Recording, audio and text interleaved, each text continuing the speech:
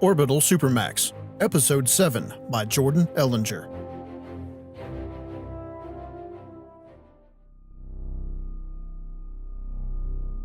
I once knew a man who worked on OSP-4 since the day they set her in space and gave her a spin. He told me that the only thing that set apart forensic psychiatry from the political activities wing was the crazies in the PAW had a cause.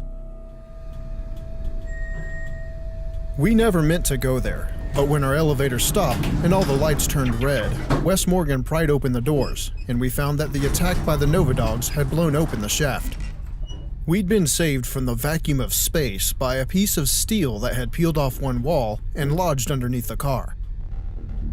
We were lodged in the shaft, but we could all detect the gentle hiss of escaping air, and we stepped off carefully. No man wanted to be the last to disembark and risk a short trip into the black. I let them go, and eventually only Kayla Wyrick and I remained. It was fitting in a way. She was my therapist, the woman into whose custody I had been given after being stripped of my rank. She looked at me, and I looked at her, and neither of us wanted to go before the other. In the end, she had more steel in her than I did, and she followed me out of the shaft, right into the barrel of a gun. Our assailants, like most of our group, wore prison orange, except that they wore red suns painted on bands of white cloth around their arms. They'd been waiting by the door of the escalator, capturing and disarming us one by one as we came through. They took us through the prison block and up a flight of stairs. There, standing around a control center consisting of hacked notepads and vid screens that had once been mounted in guard posts, was a Tavaran. He was tall and well-muscled, with grayish skin, and he owed his freedom to us. "We meet again, Yusuf Asari," said Morgan cockily. By this time, we'd all been shackled with plastic handcuffs, and his wrists were bound before him. Several more Tavaran prisoners from the PAW stood nearby, holding onto our guns for us. "We do indeed. What are you doing here, Morgan?" Sightseeing. You know, snap a few pictures, have a drink with the locals, that kind of thing. "We're here by accident," Wyrick quickly interjected.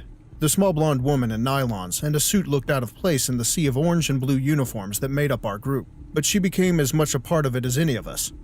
"Our elevator." "I don't care what brought you here. I want to know where you're going." Asari's face was stone, and his accent made him stress his syllables in all the wrong places. "We are here, and the pirates are out there, and no one travels between us, except you. Why? What are you seeking?" The Nova Dogs, a group of pirates captained by one Martin Kilkenny, were cannibals who sought one particular prisoner named Martin Browning, who no one had ever heard of, and were willing to blow up the station to find him. They'd struck without warning, targeting command centers and barracks with pinpoint precision. It was because of them that Kayla Wyrick, who held the civilian rank of lieutenant, had been promoted by OSP-4's computer to warden.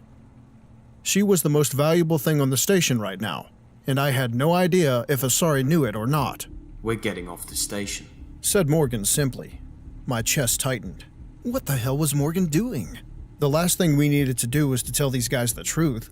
The Tavaran who surrounded us grunted in laughter. All except Asari.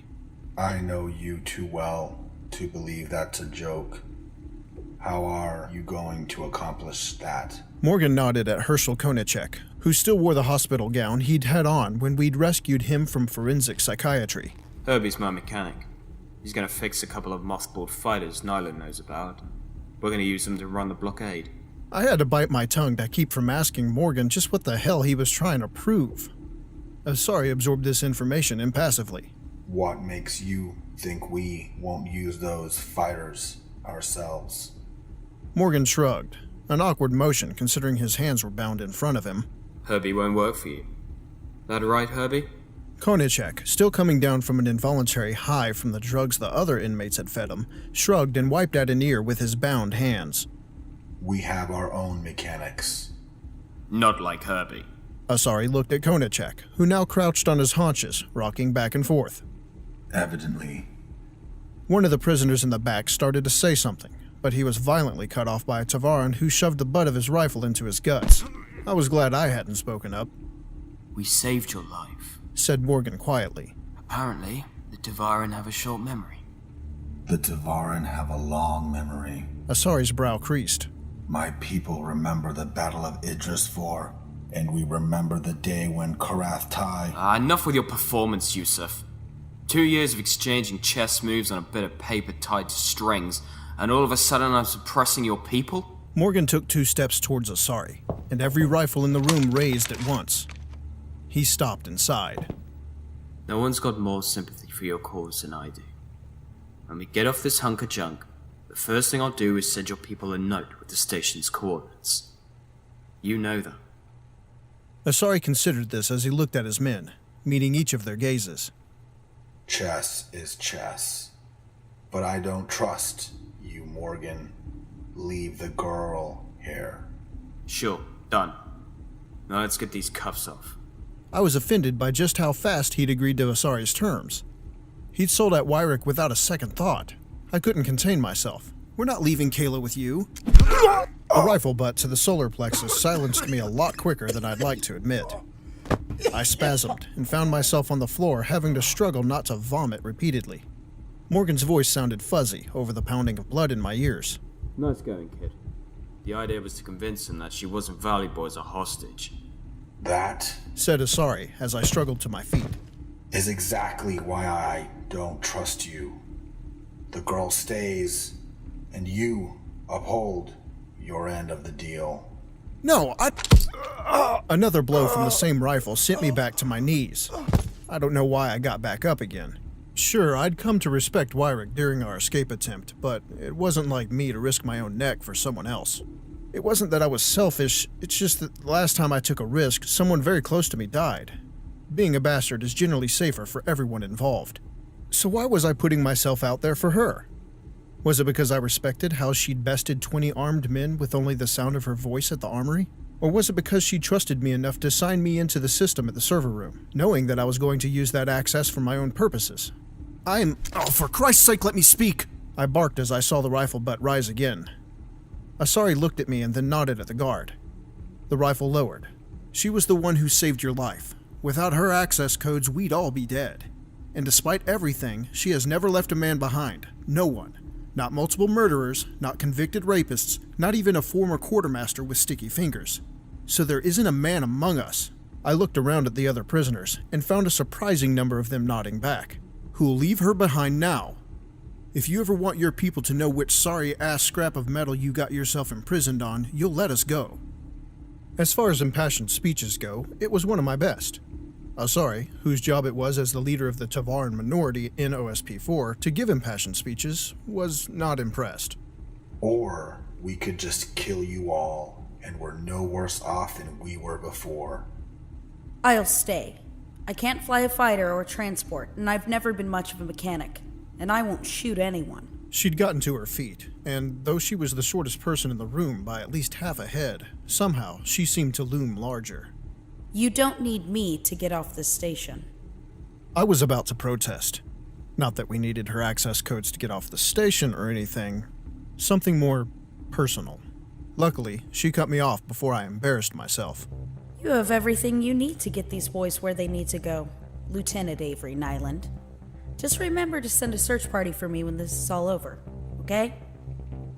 And just like that, we left her there. I kept waiting for Morgan, our ultra-competent mercenary, to propose a plan to rescue her. As soon as we got out of earshot, he'd suggest we storm the air ducts or take out the guards with knockout gas. But that plan never materialized. Asari's men marched us to the nearest working elevator and gave us machine guns instead of the guns we'd appropriated from the armory and sent us on our way. I was still numb when we arrived at Cargo Deck 1C, which housed the mothballed fighters and reserve transport that would get us off the station and past Kilkenny's blockade. Of course, it was locked. And of course, I pointed this out to Morgan. This is why we need Wyrick. She's got all the security codes. Morgan stepped away from the door console and gave the door a thump of disapproval. No! Wyrick's too smart for that. She would have known we wouldn't have got far without the codes. He scratched his head and then looked at me. She called you Lieutenant, did she? She had indeed. She called me Lieutenant Avery Nylund. For the first time ever. Even before I'd been convicted and we'd met each other in passing, she'd merely called me by my rank. And then it hit me. I'd wiped away the records of my conviction in the server room, and the computer must have then automatically restored my rank. It was with some satisfaction that I approached the door console. Voice print, Lieutenant Avery Nylund. Passcode, How Now Brown Cow. One of the hardened criminals in the back of our group burst out laughing, and I felt my cheeks go red. What? I like the way it rhymes.